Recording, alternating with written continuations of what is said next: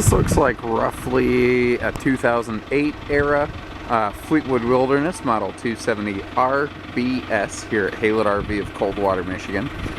This is a sweet little couples camper. It's got a very generous, very nice rear bath setup with you know, layers of privacy. More on that in a little bit.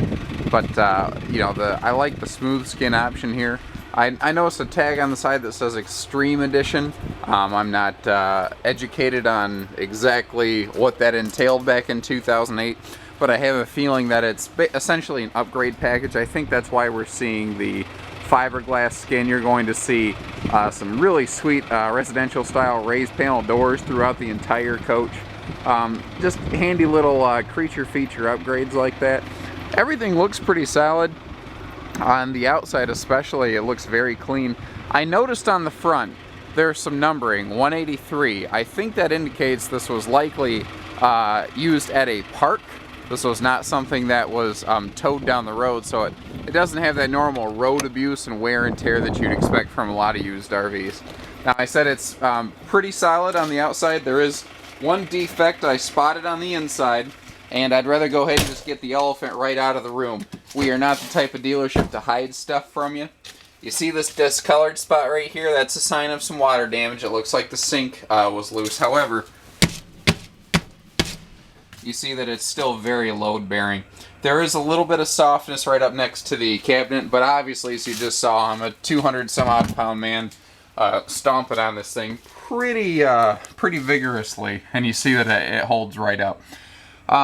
That being said, you know, like I said, we're not the type of place to hide things from you. We want you to know exactly what you're getting for your hard-earned money, and that's exactly why I put these videos together. But I mean, overall, this thing is in some just very fantastic condition. I love the breakfast nook with the twin stools here. If you have some company, you know, a couple grandkids or something, awesome place, you know, throw a cereal bowl and tell them just to go to town. Now, again, little things that I spot, I look for. The little clips on the refrigerator doors, that keeps the door slightly vented. It'll keep it from molding up when it's in storage. Those are good things to see. Again, I believe that this trailer was used at a park, so it was not used necessarily on an everyday basis. You know, it was probably just like a vacation or destination getaway type landing pad for some folks. Now, this is the rear bath, and this is awesome. We've got a fifth wheel style shower with a huge linen cabinet right next to it, and this is probably pretty close to 2 feet deep right here.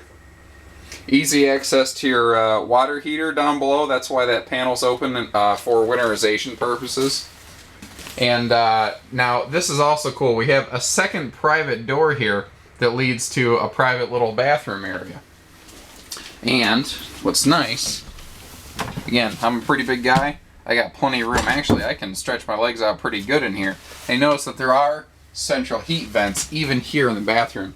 And again, like I mentioned, we have nicer upgraded doors on this throughout the entire coach. This is something, you know, that you don't generally see in an RV. You tend to see flat panel, what we refer to as like pocket doors. Big super slide in the living room, giving you lots of room. I love the wood plank printed linoleum. I like wood. Wood has a nice warm feel to it, rather than just plain stone look linoleum or something like that. You see they were kind enough to leave their entertainment system totally intact here. TV and the CD entertainment system here. I believe... No, I don't believe. I was thinking that was a DVD player. I'm not sure it is now that I'm looking at it. Pardon me. However, you do have a shelf there and a big shelf here to put one in if you would be so inclined.